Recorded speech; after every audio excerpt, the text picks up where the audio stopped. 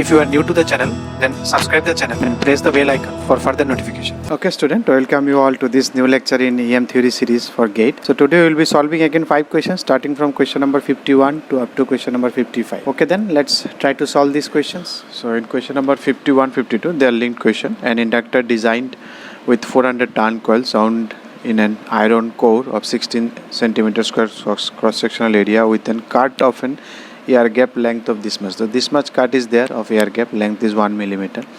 The coil is connected to this AC supply. Neglect coil resistance, coil loss and iron reluctance. That means the iron path you have not to, suppose this is your path. So this coil is wounded like this. So there is a gap of this 1 mm of air and this is continued. So this iron reluctance you have to neglect. That means this air will only come. So this length will only come into the picture. Iron reluctance, the reluctance in the iron core, that has to be neglected. That is, reluctance means our resistance in normal electric circuit. So if resistance is neglected, we will take it as a pure conductor. So only this part resistance will come. So here only this part reluctance will come. Leakage reluctance, that you also, the current in the inductor. So your inductor L is equal to, it is mu 0 n square A by L. So you apply the formulas. So it is mu 0 is equal to 4 pi into 10 to the power minus 7. N is given here 400 square. Cross-sectional area is the same cross-sectional area of this core, the same cross-sectional area, 16 centimeter square. You can see whatever cross-sectional area is here, same cross-sectional is area in the air gap also. Divided by length of this air gap will only come into the picture. So if you solve it, it is 0.3217 Henry. Okay, so for that, for current, voltage is given. So V by is impedance will give you the I. So impedance is XL. XL is 2 pi FL. That is 2 pi into IF is 50 into L. You calculate this one. So this is your XL. Now for I, whatever XL you got, I is equal to, it will be 230 divided by XL, you will get 101.06. So if you divide it by this one, you will get answer 2.275. That is your answer. That is option D. 2.28 near about. Now if you come to 52, this is 52 itself, or 51, this is 52. The average force on the core to reduce the air gap. What is the, because it will try to reduce this air gap so that the resistance reduces, so that your magnetic flux lines, they process through a shortest path and they should not get more trouble. So if they clump together, then there will be no reluctance at all and it will be easy for the magnetic flux to pass on. So for that, force is equal to your energy divided by displacement. That is your work done equal to force into displacement, something of this fashion. So what will be energy here? Energy stored, it will be half Li square.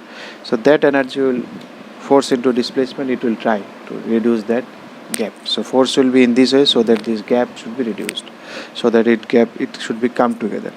So it is half into L is given this much, 0.3217 into I is 2.275 square divided by D is the gap, 1 into 10 to the power minus 3. So if you do this one, it will come 833.06 Newton. That is your option A. A coil of 300 turns wound in a non-magnetic core having a mean circumference of this one and a cross-sectional area this one. The inductance of the coil, something of this format. Suppose the coil, the core. So it is, the coil is wound down length. So mean circumference means this length. So length of the coil you can, or length of the, if I open it, it will be, suppose if I cut it and stretch it. So this is the length of the solenoid. So this is actually circular. So it is coiled. So that's why it is mean circumference. So this is the circumference of the core. So that is here length. So again here L will be equal to mu 0 is 4 pi into 10 to the power minus 7 into 300 square into cross-sectional area is given 300 mm square. So this is 300 turn. So everything is 300. So 300 into 10 to the power minus 6 divided by your length, that is your mean circumference, that is also 300 into 10 to the power minus 3. So your inductance is 113.09 microhenry. So again there is no need of this current ampere. You can see from here only you can calculate your inductance. That is your option B. Now if you come to 54, a dielectric slab of this much cross section is 0.4 meter long. Okay, So you have a dielectric slab. Slab is this much. It is 3D, something of this format slab, which this cross-sectional area, these two sides cross-sectional areas, this side cross-section and this side cross-sectional area is given 500 into 500, and this length is given 0.4 meter long. Is subjected to a uniform electric field is given. Electric field is given kb per millimeter. So if you take magnitude, you will find the magnitude, because we need only magnitude. So it is 10 kb per millimeter. That you have to be careful about. It is per millimeter. So but here it is 0.4 meter. So what will be total voltage that is applied across here will be, if you multiply millimeter, 1 millimeter this much, for 0.4 meter how much, this much, that much kilovolt is applied across here. The value of the epsilon is the energy stored. The energy stored is half CV square. Let us calculate plus C. First C, epsilon 0 A by D. Epsilon 0 is 2 into, because this dielectric permeate, this is epsilon R into epsilon naught. Epsilon R is given 2. So it is 2 into 8.854 into 10 to the power minus 12 divided by into A. A is given 500 into 500 into 10 to the power minus 6, again minus 6, oh no, millimeter into millimeter, that's why minus 6 divided by your length is 0.4. So if you do this one, you will get it 1.10675 into 10 to the power minus 11 farad. Okay, so what is voltage that is applied? 10 kb per millimeter. So for 0.4 meter it will be 0.4 into 1000. That much millimeter, this much voltage will come. So your half CV square energy stored will be equal to energy half C is this one, you apply, into V is this one, then square. So if you do this one, you will get it is 88.5 joule. That is your option C.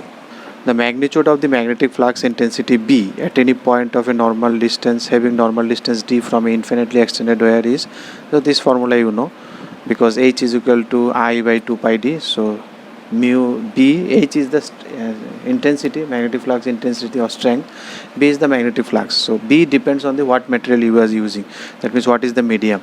Depending on that, mu 0 will come into the picture, mu 0 or mu r, whatever. An infinitely extended wire is laid along the x-axis here. So one wire is connected here in x-axis, it is carrying 4 ampere, another is in the positive direction, this direction, another is laid out in y-axis and carrying 2 ampere in the positive y. Mu 0 is the permittivity of the, assume ijk unit vector, so assuming right-handed coordinate. Then the magnetic field intensity, that is H is only I by 2 pi d at the coordinate 210. So what will be magnetic flux intensity? So if you see about this current is going in this direction. Whenever current flowing, magnetic flux is there, so you need to bring your right hand.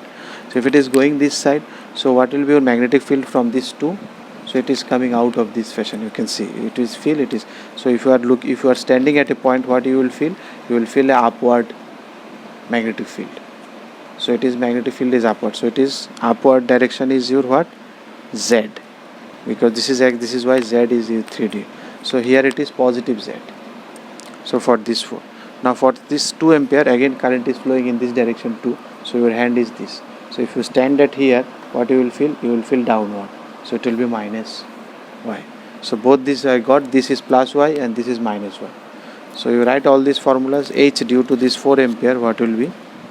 That is I divided by 2 pi into, what is this distance? This distance is from here to here, this distance is 1. So 1. And it is positive y, that is j cap, you can take. Plus, and for this is 2 by 2 pi, and what is this distance? This length is 2. And this is minus j. So if you do this one, 2 you can cancel, so j by 2 pi you can take common. So from here it will come 4 minus 1, or it will be, sorry, it is k, not j, because it was z-axis is k. So I have written it by mistake, that is z means j I consider, so that is my mistake. I j k x y z, z it is k, so it will be k. So it will be 3k divided by 2 pi. So that is your option A. Sorry, again you see unit, it is Weber per meter square, that is the unit for flux density, not intensity, that is B. So because they are asking a strength is ampere per meter, that is 80. So that's why it is 3 by 2 pi. That is option C. So there is a change in unit. So I thought it is 3 by 2 pi. That's why I have directly written A.